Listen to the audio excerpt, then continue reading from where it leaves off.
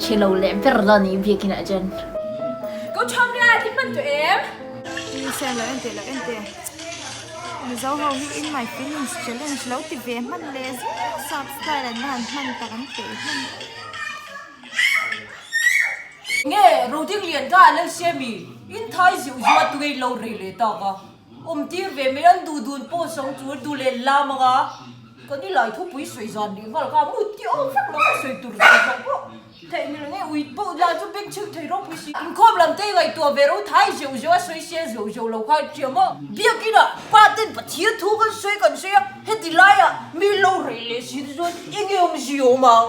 ra đi xem xin rim true nên cái không đâu nhỉ sôi xe sụt chiên xuống bôi lúa mì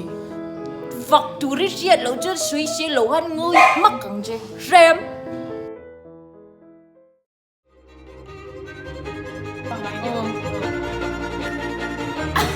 lâu thích liền lên xe mì Sylvia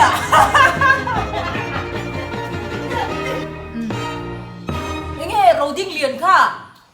mi lâu suy xe lệ tan mua in thái dịu dịu á in suy xe dịu dịu thì ngót mấy in khom lắm rồi rém rồi sao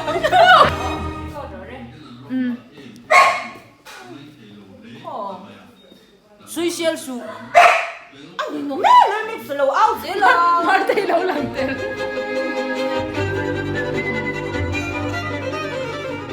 suy xe su chiên xuống bôi lúa mì suy xe lâu tu